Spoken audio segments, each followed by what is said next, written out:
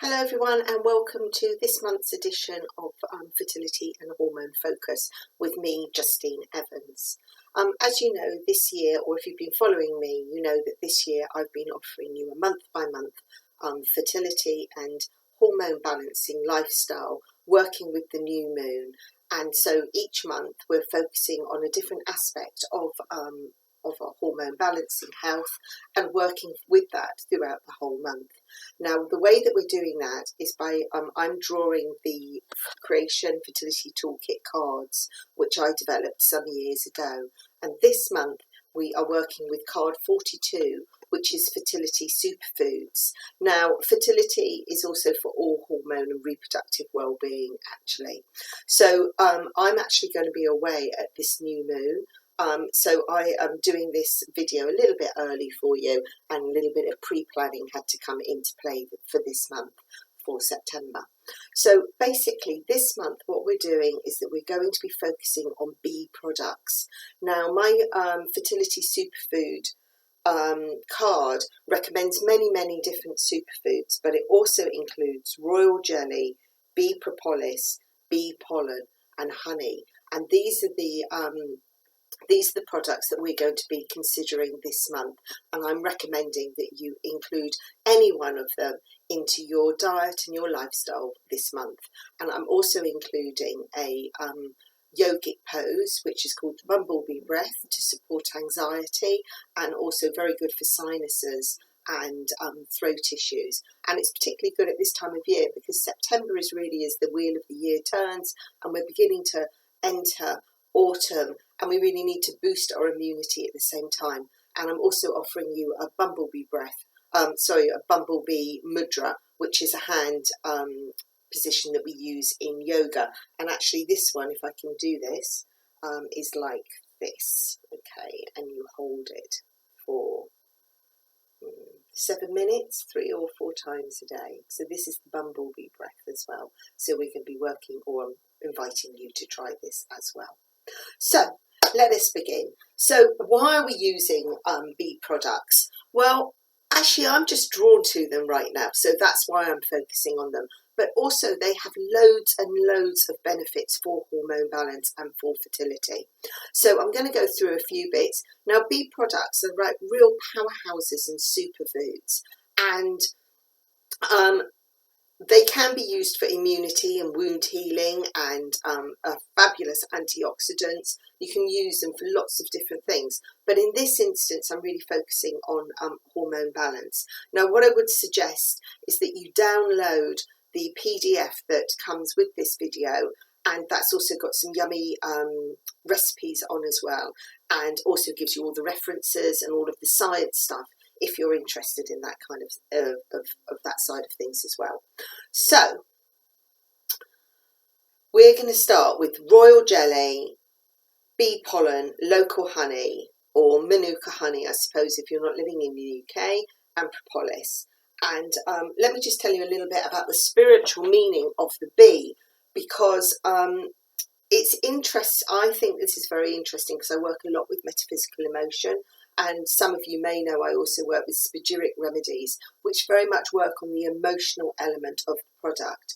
So there is a guy called Ted Andrews, and I'm just going to read you what he says in his book Animals Speak about the symbolic meaning of the bee. Bees are long-time symbols for accomplishing the impossible. The bee is the reminder to extract the honey of life and to make our lives fertile while the sun shines. The bee reminds us that no matter how great the dream, there is promise of fulfillment if we pursue it.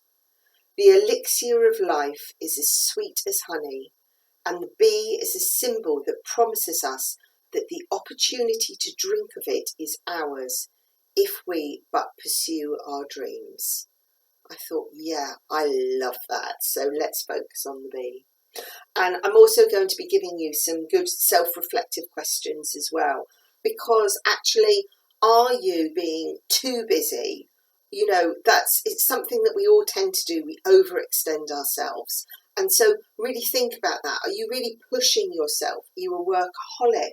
Are you trying to accomplish too much. And so what you're doing is that you're not enjoying life, because you're always constantly on the go, because we can't enjoy the elixir of life if we don't sit back sometimes. And it's a balance, and that's exactly what our hormones are. Because if you really think about how your adrenals and also your thyroid, how that's affected by stress, it really is about the bee is reminding us to really get that balance right for ourselves.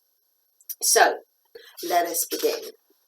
I am going to be referring to my notes a little bit, because actually when I was focusing on the bee, so much information came through, it just became too much. And I'm going to try very hard to make sure that I don't talk for too long on these videos, because I know that sometimes it's difficult for people. So, royal jelly. Let me tell you what it is first. It's secreted from the glands that produce saliva in the worker bees. Now, this food feeds the bee larva for the first 3 days, but actually feeds the queen bee throughout her life. And this is some astonishing facts here that I found. So the jelly triggers the full development of the queen's ovaries, which is needed to create the millions of eggs she lays in her lifetime. The queen matures in 5 days and weighs double that of a worker bee. So a worker bee lives maybe 30 to 45 days, but the queen lives for 5 to 6 years and can lay up to 2,000 eggs in any one day. Whew, this is a true superfood. It's absolutely full. I mean, most bee products are completely full of good fatty acids, lots of minerals, lots of B vitamins, vitamin C, very, very high in antioxidants, folic acid. They've got so many goodies in them that they just really help us, our nerve transmitters. They help everything. So we're using this for royal jelly. You would use to increase your libido, support your hormone balance. There are lots of science research on how it supports perimenopause and symptoms of that. It's fantastic for uterine lining. It is also very good for bone formation. We know about the anti-aging and bee products. I'm not going to keep going on about this, but I think most people know that royal jelly, propolis, honey, or bee pollen, they're all used for anti-aging. So we often use them in skin products as well. They're very good for your immune system. And they've even been using it for supporting people who have got breast cancer, and using it for extra wound healing. Very good post-surgery. And is very good to protect your fertility as well, because it promotes the maturing of your follicles. So it's a fabulous thing to take, and it also supports your nervous system. So it helps your body recover. So that's royal jelly. So if you are perimenopausal, if you're trying to protect your fertility, if your immunity needs a big old zip up at sort of the autumn time of year, then royal jelly would be a good one for you to consider to take. And if you download the information, I've talked about dosages and all of those kind of things. Now, what is important to remember about all bee products is that whilst they are absolutely super and amazing, some people do have allergies to them, and I am not talking about the allergy aspect of it today, because that very much needs to be done on a personal process, and I would need to be speaking to, that was a very much personalised nutrition as far as I'm concerned. So if you do suffer from high allergies, then really take that into consideration before you decide to use one of these products. So let us go on to bee pollen next. So bee pollen you can buy in lots of different formats. You can actually buy it just as the pollen itself, but you can also buy it in capsules and tablets and all sorts of different ways.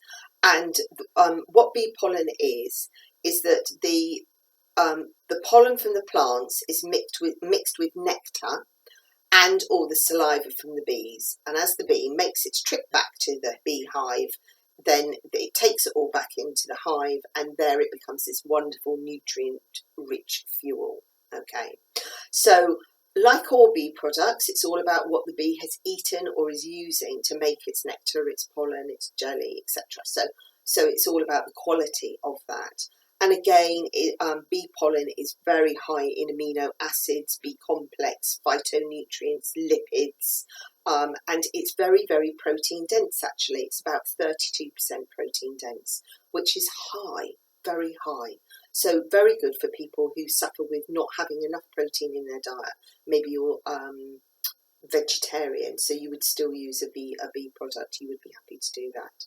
So fabulous for reproductive hormones and fertility.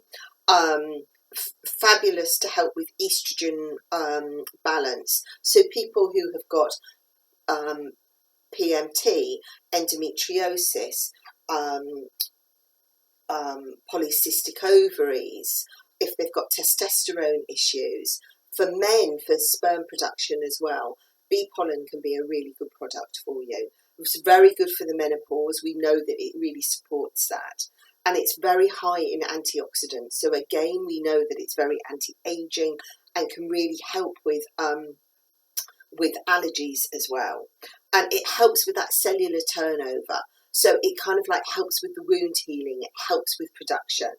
And it is something that you can sometimes take in pregnancy. Some people do, some people don't. There is some research to say that it's quite good for during pregnancy, and particularly if you're a high allergy family. But you know, you need to do that as you feel right. And I think I'm offering a few little recipes for using bee pollen. What I would say about bee pollen is that bee pollen is fabulous, but in my experience, in my clinical experience, if people are going to be allergic to a bee product, it will be the bee pollen that would cause the problem. But if you have seasonal allergies, it can be very, very supportive for you. So next, we're going to be talking about honey. And honey is, well, the elixir of life. And so we can use honey. I mean, it is a natural sugar, but it's a healthy sugar. And when I was doing the research on honey, you know, there's some people are saying that we can actually eat a large amount of it on a daily basis.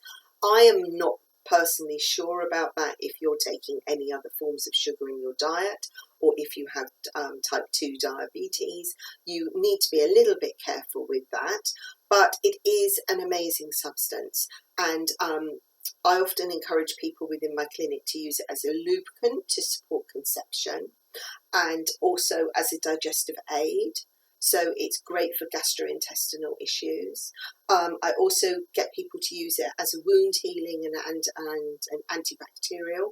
And actually recently, one of my friends got a wasp sting, and we applied honey to it straight away, and it reacted very, very well to it and calmed that wasp sting down. So you can use it for topical appliances. They use it in hospitals to help with wounds after surgery, and if wounds won't heal as well. And it's very good for, again, seasonal related allergies, and it really helps and nourishes sexual health and reproductive health. So you can use it a lot for supporting any kind of hormone issue like monthly migraines, postnatal depression, skin conditions relating to hormone imbalances. It's really good for sperm production as well. Really nourishes the ovaries. So it's a fabulous product, and you can obviously take that by taking it orally, or you can apply it to your body as well. And in the download, I've also given you some recipes to put in your bath, and also make some truffles with it, and using bee pollen for that as well. And also mixing cinnamon with honey and taking a teaspoon daily to support your ovaries. And I've also given you lots of other ideas. For heavy bleeding, you would use sage tea and honey during your bleed to reduce your bleeding down if you suffer from flooding. So it's an amazing cough suppressant as well. And there's lots of information about the kind of dosages that you can take. So raw honey is the way forward. I forgot to say that. It's much better to eat raw honey than it is to buy ones that have been refined in any format. And also there are different forms of honey, and different seasons have different types of honey because it depends on what the bees have been eating. And also sometimes you get honeycomb in it, sometimes you get propolis in it, sometimes you get bee pollen in it. So find a good quality honey for you. And if you do have an issue with allergies then, or your immune system, you might want to consider manuka honey or a seasonal honey. Okay, so honey is an amazing thing. So the last one that we're going to be talking about is propolis, or also known as bee glue. And this is the resinous mixture that the honeybees produce by mixing saliva and beeswax, okay, which they've gathered from the tree buds and the sap flowers, etc., and the botanicals. And they use the propolis, it's the sealant in their hives. So it is a true natural medicine, this. And again, it contains all of the goodies that we've been talking about, the bee products, the potassium, magnesium, manganese, zinc, iron, chromium, enzymes, loads of antioxidants, fatty acids, bioflavonoids. God, it's got heaps and heaps and heaps. So we tend to use it a lot for, it supports breastfeeding, encourages your milk to flow. It is great for dental and oral care, and you can get toothpaste like that now, especially if you tend to get gum disorders within the perimenopause or during your pregnancies. It's a great digestive aid. You can use it for vaginal bacteria as well, for wound healing. Skin health, we use it for acne, etc. It's great for your heart health, helps reduce down cholesterol. Fabulous for your immunity. There's a lot of science research as to how it supports endometriosis. So if you're an endometriosis sufferer, propolis may well do you some really good. They've used it for cancer, supporting cancer, and also genital herpes. So propolis is an absolutely magical thing, okay? So it can help with the breastfeeding. It can also help reduce the risk of getting mastitis, which, if any of you have done breastfeeding, you appreciate what an awful thing that is when you do get it. It's also great for people who've got a lot of digestive inflammation. So, and you can use it as an antacid as well. And for gingivitis, if you've got dental issues and bad breath, and also you use it to support bacteria, etc. Oh, get rid of that. So, and it's fabulous for endometriosis, vaginal bacteria, great for your skin, for burns, etc., etc. So that is, you know, they're the 4 products that we're going to be working with this month. I really suggest that you think about the ones that you want to use, and then read the information that I've given you so that you can really decide on which one you want to focus on.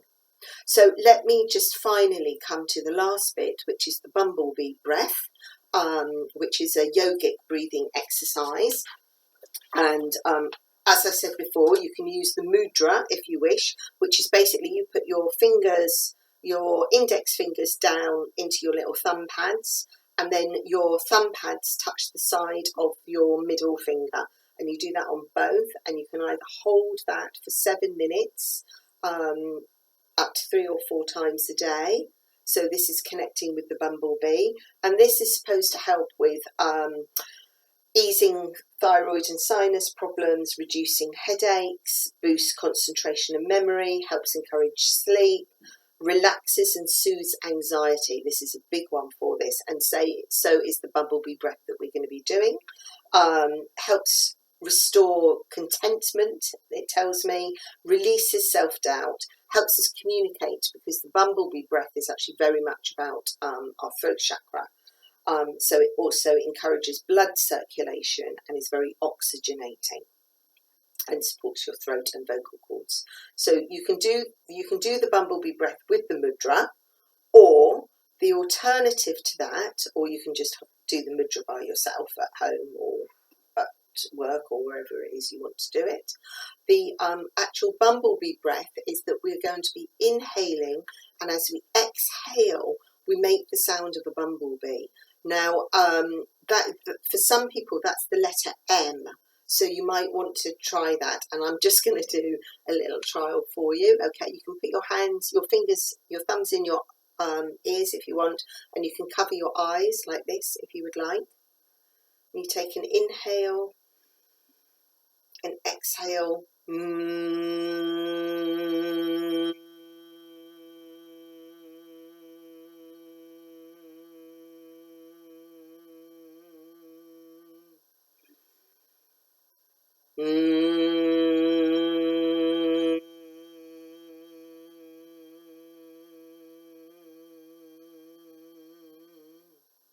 And you would continue like that for up to 10 rounds, I would say, between 7 and 10 rounds, and then stop and then do it again.